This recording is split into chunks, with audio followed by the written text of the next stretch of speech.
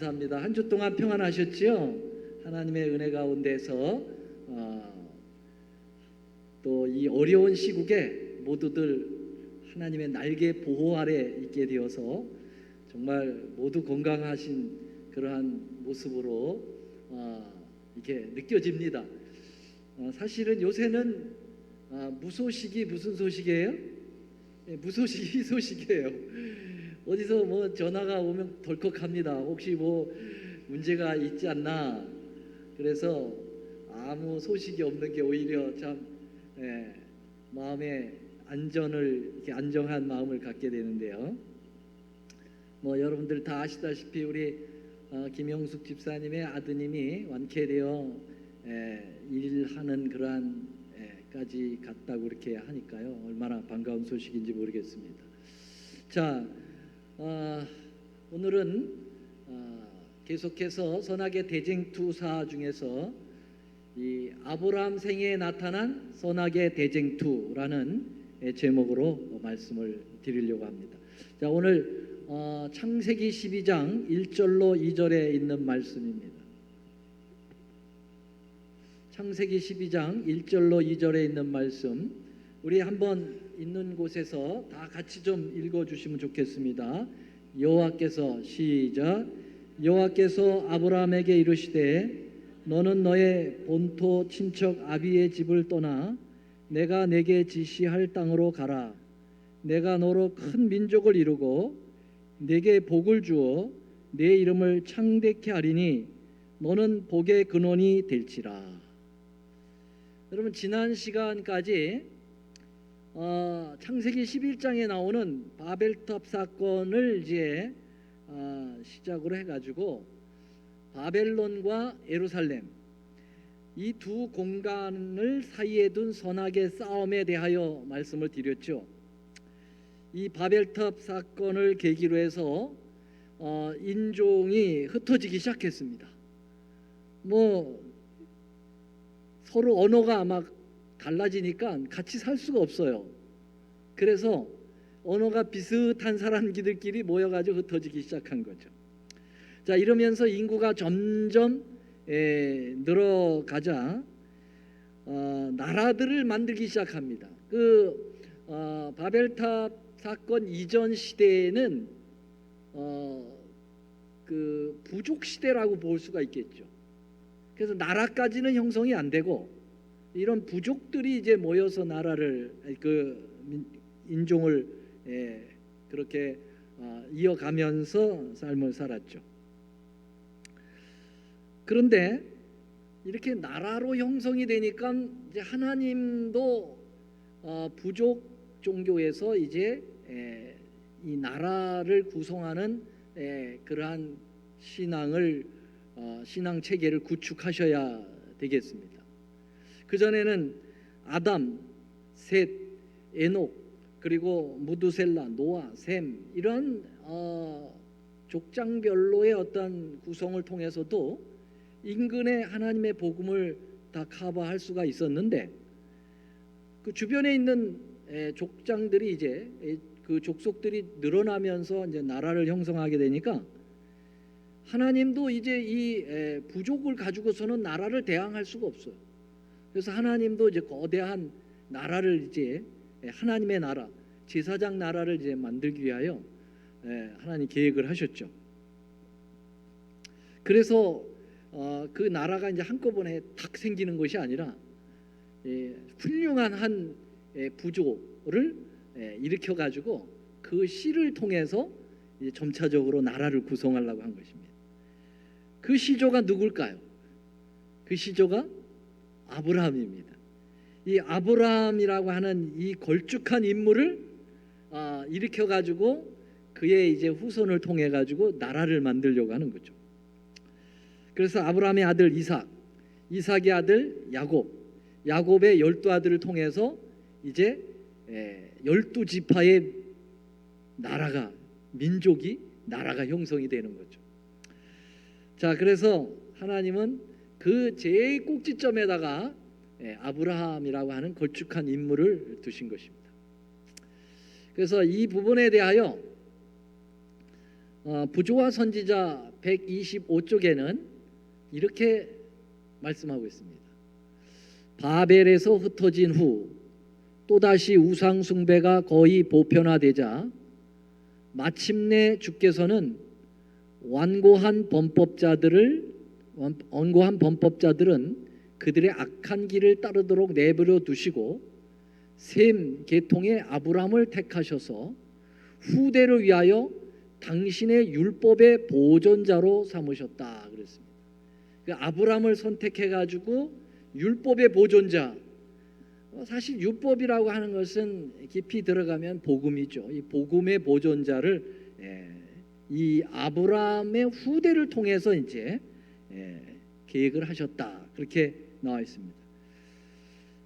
그래서 아브람이라고 하는 인물은 정말 하나님께서 어느 인물보다 중요하게 생각을 하셨다. 그렇게 이 아브람이 무너지면은 나라가 형성이 안 되는 거예요.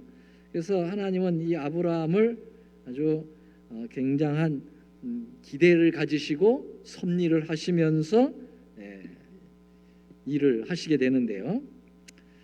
자, 그래서 오늘은 그 아브람의 생애 속에 분명히 사단도 역사할 거예요. 그렇죠? 왜냐하면 하나님이 아브람을 가지고 일을 하니까 이 아브람을 어떻게든지 그 사단의 영향을 줘가지고 하나님의 그 율법의 보존자에서 떠나가지고 세속화되도록 만들려고 마귀의 사상으로 빠지게 하려고 아브람에게 집요하게 공격을 했겠죠. 그래서 아브람이라고 하는 인물의 그 삶의 중심에 하나님의 선과 사단의 악이 쟁투를 벌이고 있는 모습, 오늘 그 모습을 좀 살펴보겠다는 것입니다. 자, 우선 하나님께서는 아브람이라고 하는 인물이 살던 그 공간을 이제 바꿔보고 싶으셨어요. 왜 그렇습니까? 아브람은 어디에 살았죠? 어느 지역에? 바벨론 지역에 살았거든요. 갈대아 우르라고 하는 곳은 바벨론 탑이 세워졌던 거기와 멀지 않습니다. 그래서 그 지역은 완전히 마귀의 그 바이러스로 온통 전염이 돼 있어요. 오늘날 미국의 뉴욕 같을 거예요. 뉴욕. 그곳에는 코로나 바이러스가 아주 많이 번져가지고 정말 하루에도 몇천 명씩 몇만 명씩 이렇게 확진자가 생기잖아요. 그런 것처럼 이 바벨탑 마귀의 정신이로 세워졌던 그 바벨탑 부근에는 이 바벨론 정신이 마귀 정신이 쫙 바이러스로 깔려 있어가지고 바벨론에서 이 아브람을 빼내오지 않으면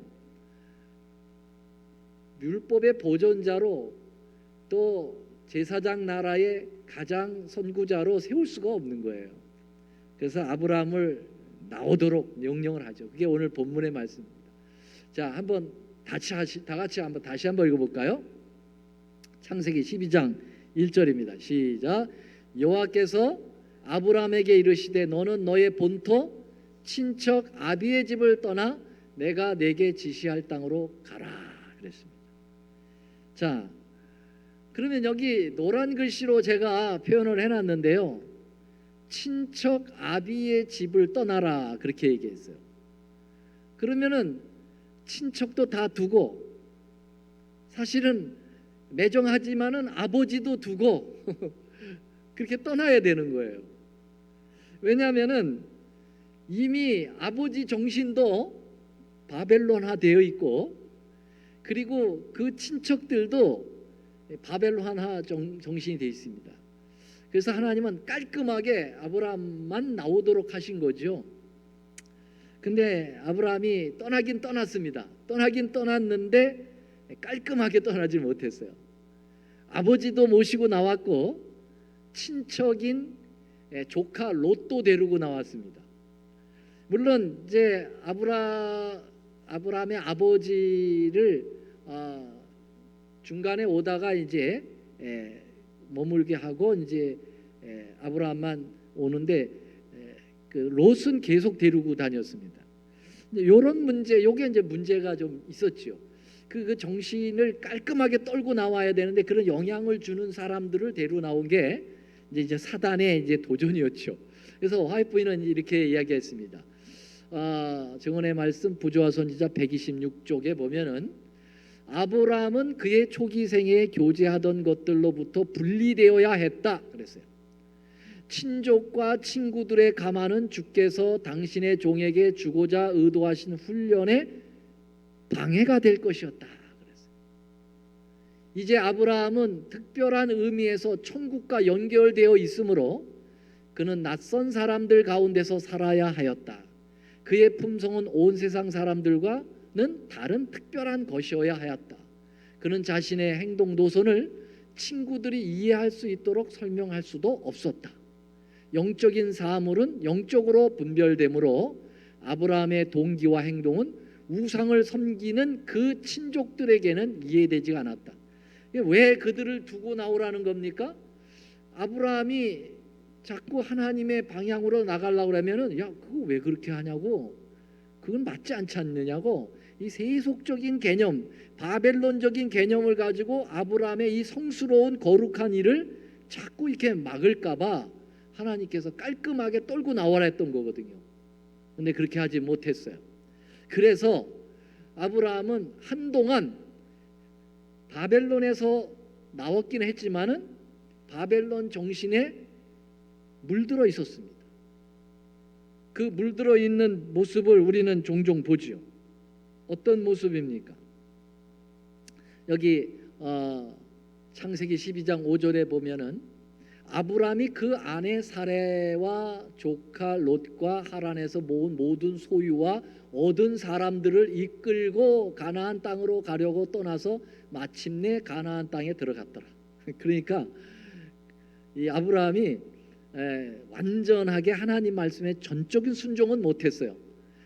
일단은 형제 자기의 터전을 일구어 놨던 곳에서 정말 갈 바를 알지 못하고 이렇게 나왔다는 것만 해도 대단하죠.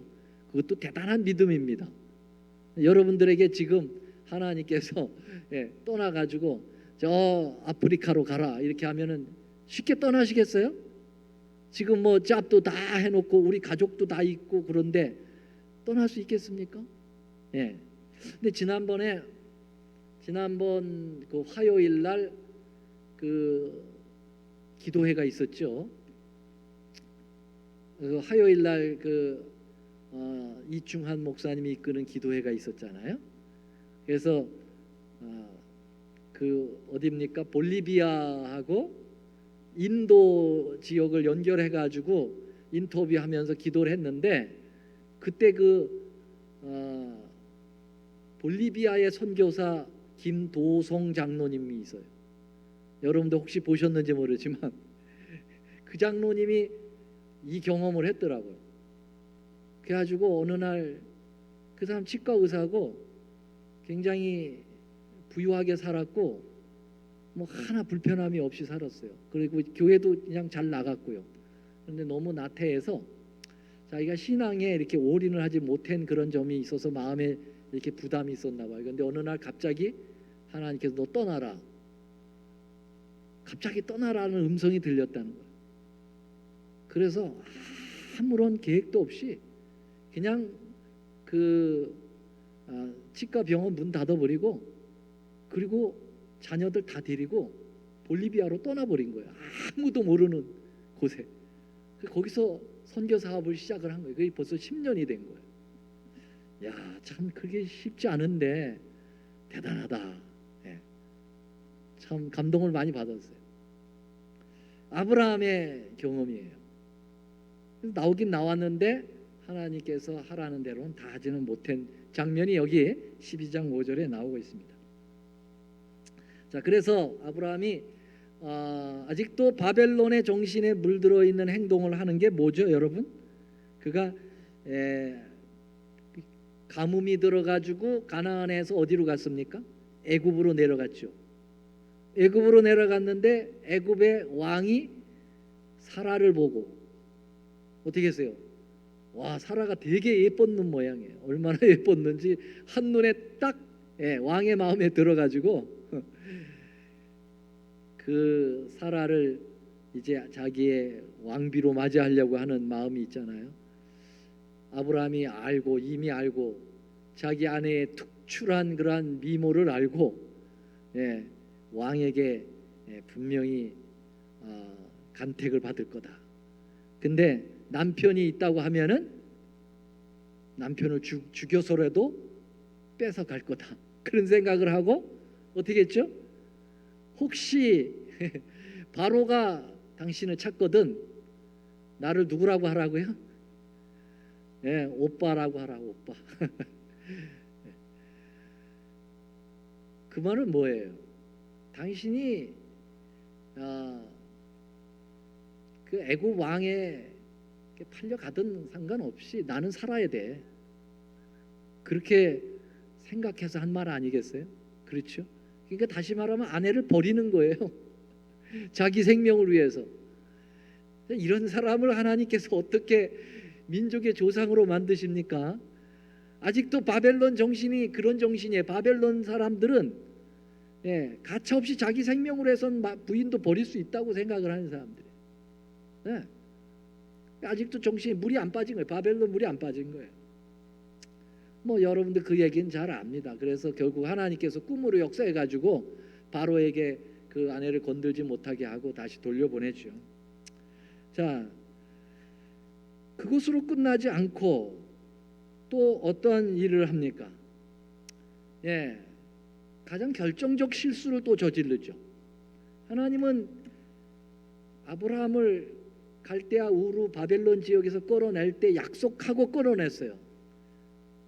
너의 씨를 통해서 큰 민족을 이루겠다고.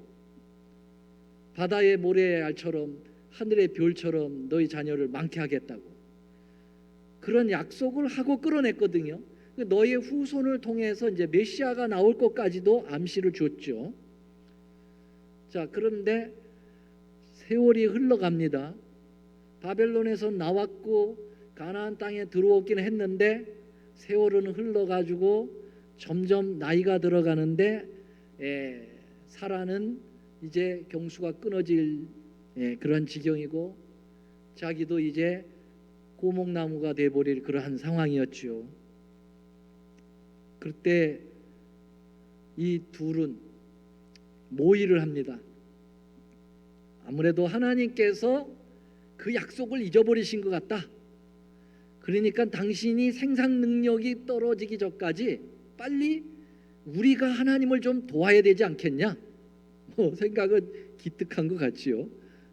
그래서 하나님의 약속을 믿음으로 끝까지 붙드는 것이 아니라 하나님의 약속을 놓아버리고 인간의 행위를 통해서 뭔가를 이뤄보려고 하는 그러한 일을 시작합니다.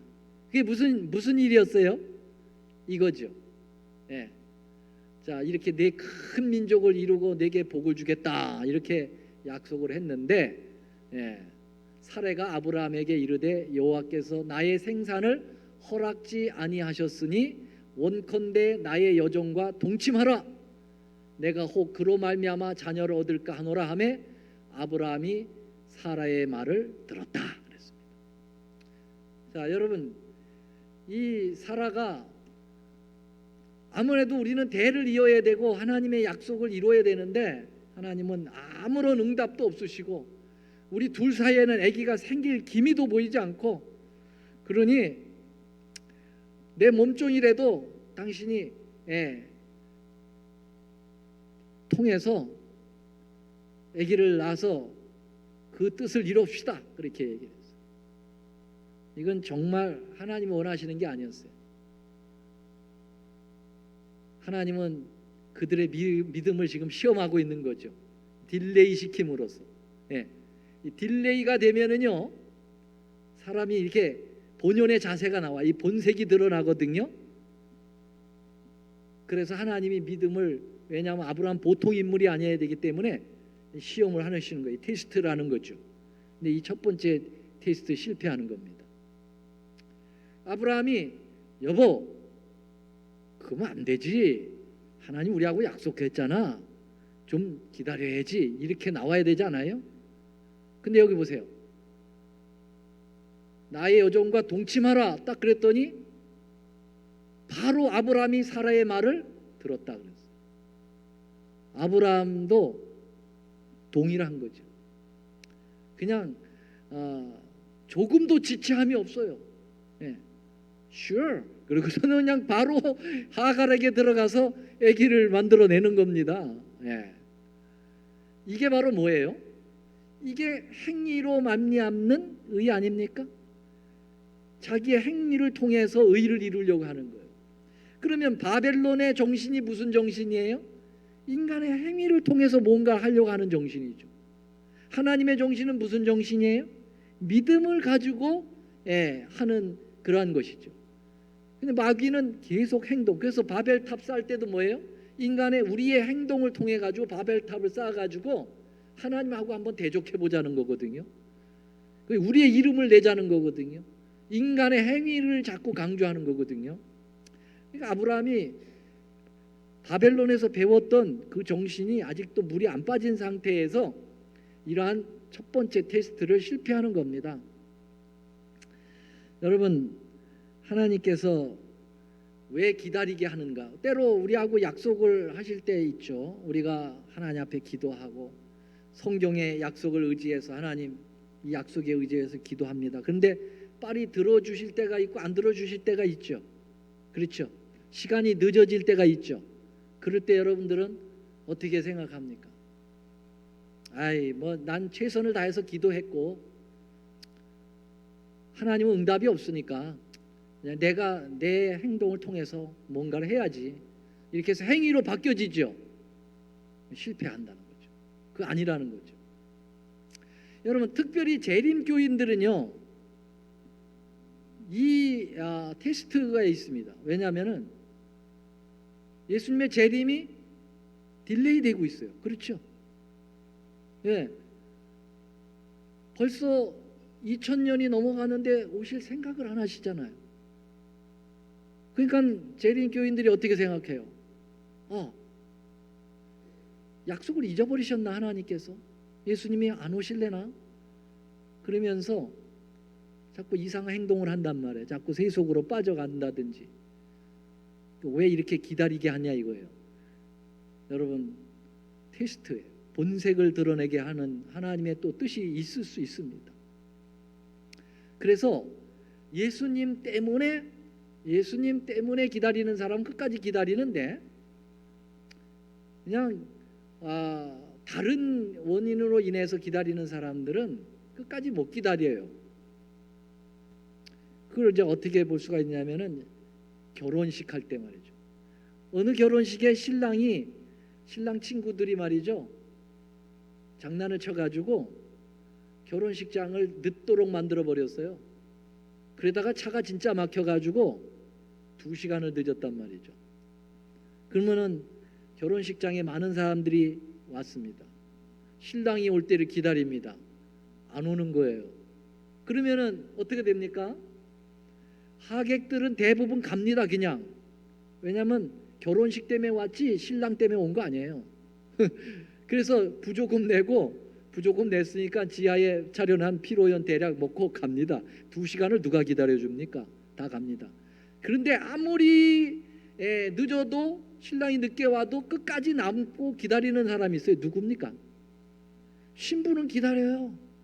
신부 식구들 가족들은 기다립니다. 왜? 신랑이 중요하니까. 결혼식이 중요한 게 아니라 신랑이 중요한 거거든요. 그래서 정말 신랑 때문에 왔는지 결혼식 때문에 왔는지 요 두 부류가 쫙 갈라지게 됩니다. 뭐 때문에? 딜레이 되는 것 때문에 말이죠. 여러분, 아브라함에게 하나님께서 이렇게 딜레이 시키는 거예요. 아기를 안 낳게 하는 겁니다. 그러면서 뭐가 해요? 정말 하나님의 약속을 붙들고 사는지 아니면 그냥 자기의 생각대로 사는지를 이렇게 딱 구분하게 되는 거죠. 어떻든 하나님께서 실패한 아브라함에게도 다시 회복할 수 있는 기회를 줍니다. 그래가지고 어떻게 합니까? 아기를 낳도록 해줘요. 그래서 13년 후에 이제 아기가 나옵니다. 그 아기 이름이 뭐예요? 이삭이에요.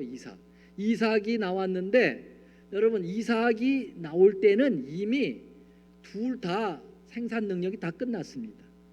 사라도 경수가 끊어졌고 아브라함도 이제 100세가 되어서 능력이 없어졌어요. 자, 그런 가운데서 기적의 방법으로 하나님께서 이삭을 줬어요. 여러분 이제는 누가 뭐래도 이삭은 인간에 의해서 만들어진 아이라고 전혀 생각할 수 없도록 하나님께서 하셨어요. 이삭은 하나님이 주셨다고 하는 확실한 증거로 주시기 위하여 하나님께서 딜레이 시켰던 거예요. 그래서 하나님이 틀림없이 주셨구나. 이 아이는 날 수 없는 아이가 나왔거든요. 그래서 여기 보세요. 그가 100세나 되어 자기 몸을 죽은 것 같음과 사라의 태에 죽은 것 같음을 알고도 믿음이 약하여지지 아니하고 믿음이 없어 하나님의 약속을 의심치 않고 믿음에 견고하여져서 하나님께 영광을 돌리며 약속하신 그것을 또한 능히 이루실 줄을 확신하였으니 그러므로 이것을 저에게 의로 여기셨느니라. 사도 바울은 첫 번째 테스트에서 실패한 아브라함이 끝까지 실패한 게 아니고 그 다음에 이제 하나님이 기다려 이제 네 몸에서 아기가 나올 거야 라고 할 때 피직피직 웃었어요. 그렇지만은 속으로 그래도 하나님의 약속을 붙들고 끝까지 갔다는 거예요. 그래서 그 약속을 믿음으로 받아냈다 그렇게 평가하고 있습니다. 자, 여기까지 좋습니다. 이래서 이제 이삭이 나왔어요. 믿음의 자식이 나왔어요.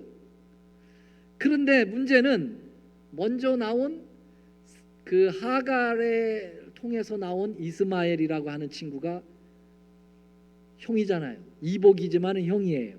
배달은 형이죠. 근데 이삭이 이제 태어났으니까 동생이죠. 근데 형하고 동생하고 같이 이렇게 한 집에서 사는데 나이 차이가 많이 지죠. 그러니까 자꾸 이 하갈의 몸에서 태어난 이스마엘이 이삭을 어떻게 합니까?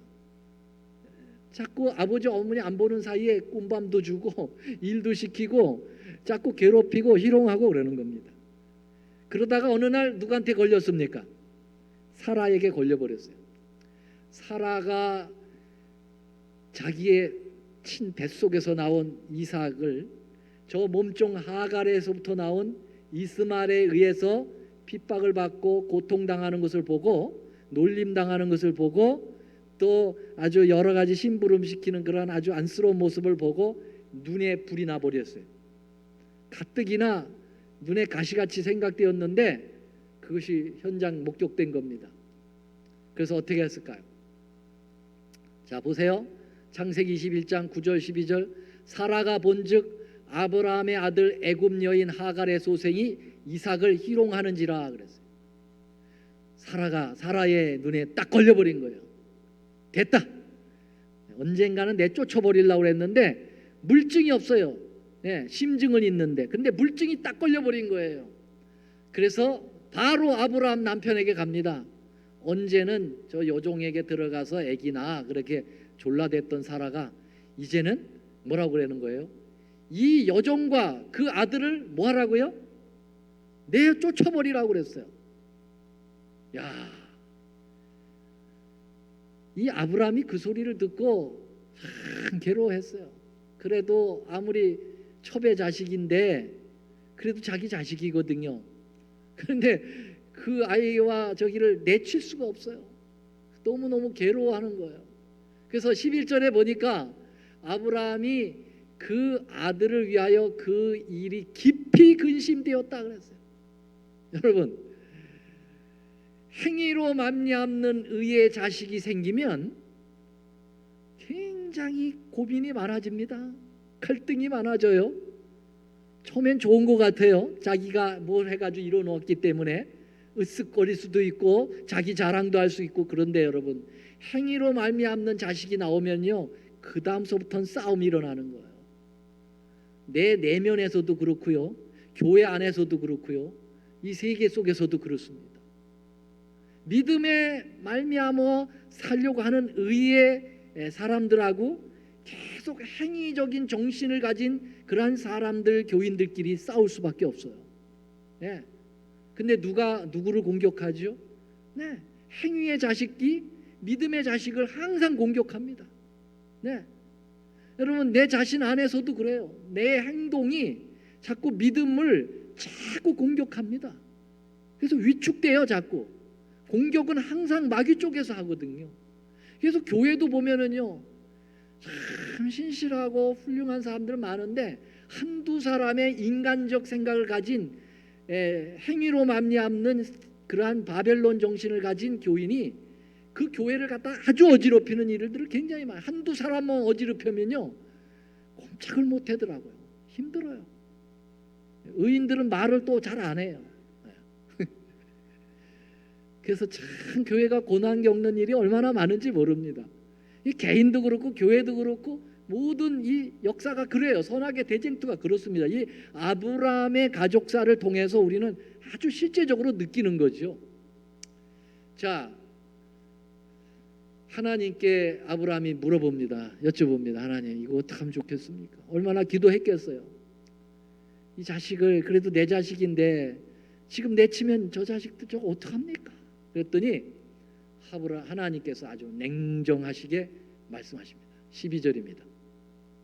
하나님이 아브라함에게 이르시되 내 아이이지만 내 여종을 위하여 근심하지 말고 사라 내 부인 정실 부인이 내게 이른 말을 다 들어라. 내 쫓으라고 말씀했습니다. 이삭에게서 난 자라야 내 씨가 될 것이다. 하나님 이럴 수가 있습니까? 첩의 자식이라고. 네. 여러분 어떻게 생각하세요? 이거를 인간적 정으로 생각하면 그렇게 생각할 수 있어요. 근데 여러분 신앙이라고 하는 것은 정으로 되는 게 아니거든요. 이건 구속의 원리가 있는 거예요. 이거는 일반적인 삶의 가정이 아니고요. 아브라함이라고 하는 가장 지금 민족의 조상, 믿음의 조상이 되는 그 아브라함의 가정을 통해서 이루어지는 건요, 하나의 샘플링이에요. 하나의 모델링이거든요. 그래서 이게 잘못되면요, 그 대대로 후손으로 이 잘못된 신앙관이 형성되기 때문에 하나님께서 어쩔 수 없었어요. 하나님도 사랑의 하나님이시지만 내보내라고 그랬어요. 내보내라. 왜? 행위로 말미암는 자식이 있는 한 계속 분쟁이 일어나고 계속 어려움이 당합니다. 그래서 그 가감하게 잘라낼 건 잘라내야 됩니다. 우리의 삶 속에서도 그래요. 때로는 인간의 정으로 야 이거는 못해 라고 할 때가 있어요. 그러나 가감하게 잘라야 돼요. 행위의 자식은 잘라내야 합니다. 자, 여기 보십시오. 그 바울 사도는 이 아브라함의 이 사라, 이스마엘, 이삭, 하갈 요 가족사를 갖다가 믿음으로 말미암는 의를 설명하는 데 있어서 요걸 잘 비유로 설명하고 있습니다. 여러분들이 아시다시피 갈라디아서, 로마서 이런 책들은 사도 바울의 그 신학 중에서 믿음으로 말미암는 신학의 가장 핵심적인 책이잖아요. 그 책에서 믿음으로 말미암는 의를 설명하면서 요 아브라함 가계에서 일어난 요 사건을 이렇게 설명합니다. 자 보세요. 잘 보세요. 갈라디아 4장 22절 24절입니다. 기록된 바 아브라함이 두 아들이 있으니 하나는 계집종에게서 누구죠? 하갈의 몸에서 난 이스마엘이에요. 하나는 자유하는 여자 누구죠? 사라의 몸에서 난 이삭입니다. 그 얘기하고 있어요. 23절 계집종에게서는 육체를 따라서 낳고, 다시 말하면 육체라는 말은 행위적인 바로 죄의 그러한 산물이다 이 말이에요. 성경에 영적이다 육적이다 할 때 육은 이런 피지컬한 것을 얘기하는 게 아니라 이런 뭐예요? 예, 바로 세속적인 것, 바벨론적인 것, 이런 이 행위적인 것을 얘기하는 거예요. 그래서 아브라함하고 하갈을 통해서 나온 이스마엘은 육체적 자식이라는 거예요. 다시 말해 육적 자식이라는 거죠. 육체를 따라서 낳았다 이거예요. 자, 이것은 비유를 말하고 있어요. 이건 하나의 예다 이거예요. 예, 24절 이것은 비유니 이 여자들은 두 언약이라. 예, 두 언약입니다. 하나는 신의 산으로부터 종을 낳은 자니라 그가 곧 하갈이다 그랬어요. 그러나 성경이 무엇을 말하느냐? 이제 갈라디아 4장 30절로 뛰어넘어가서요. 그러나 성경이 무엇을 말하느냐? 계집종과 그 아들을 내어 쫓으라. 여기 얘기했죠. 바로 아브라함이 하나님과 의논할 때 하나님께서 아주 강하게 내어 쫓으라 라고 얘기한 것, 그것 다시 바울이 딱 집어서 얘기합니다. 계집종과 그 아들을 내어 쫓아라. 왜요? 그의 집종의 아들이 자유하는 여자의 아들로 더불어 유업을 얻지 못하리라. 여기 유업이 뭡니까? 구원입니다. 여러분, 구원의 유업을 행위로 맞지 않고서는 절대로 못 얻는다 이 말이에요. 오직 믿음으로 얻는다 이거예요. 어떤 사람은 그래요. 믿음과 행함이 이렇게 서로 짝을 맞춰서 구원을 이룬다. 그래서 배가 있으면 구원의 배가 이렇게 가면은 말이죠. 이쪽에는 믿음의 노고요, 이쪽에는 행위의 노여서 요게 이렇게 짝짝 지면은 앞으로 쪽쪽 잘 간다. 그럴싸하죠. 그래서 구원은 믿음 플러스 행위, 나의 행위. 그래서 하나님의 믿음을 내가 가졌는데 조금 부족한 부분은 내 행위로 채워가지고 함께 간다. 맞으면 손 들으세요. 한 명도 없네요. 그거 속으면 안 됩니다. 성경에는 한 번도 그렇게 얘기한 적이 없어요. 구원은 오직 100% 뭐로 받는다고요? 대답해 보세요. 뭐로 받아요? 믿음으로 받는다고요. 인간의 행위는 1%도 구원을 위해서 역할을 못한다고 그랬어요. 여러분, 구원은 완전히 하나님 것이에요. 그러면 순종, 행위는 뭐냐? 그것은요, 구원 받은 자가 따라서 순종을 하는 거예요. 구원 받기 위해서 순종하는 게 아니고. 이해가 되시겠어요? 네. 여러분, 십계명 안식일을 구원을 받기 위해서 지키면 그건 율법주의예요. 받을 수도 없어요. 여러분, 어떻게 율법을 지켜서 죄가 없어집니까? 천만의 말씀. 우리 한상희 형제가 차를 몰고 가다 오버스피드 했어요. 자, 경찰이 쫓아왔어요. 티켓 줬습니다. 그렇죠? 율법 어겼으니까. 예, 교통법규 어겼잖아요.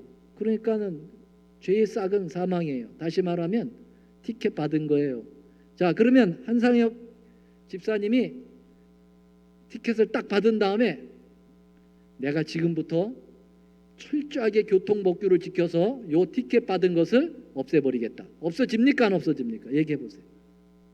절대 안 없어집니다. 여러분, 율법 잘 지켜가지고 죄가 안 없어져요. 그러면 그 티켓 받은 거는 어떻게 하면 없어져요? 값을 치러야 돼요. 벌금을 내야만 합니다. 그 이후로 계명을 아무리 고통법규 잘 지켜도 그거 안 없어집니다. 똑같은 거예요. 여러분, 율법은 우리의 죄를 절대로 없앨 수 없어요. 죄는 예수님의 피로 없애는 거예요. 왜냐하면 예수님이 그 죄 값을 갚았거든요. 십자가의 피로. 이해가 되시겠어요?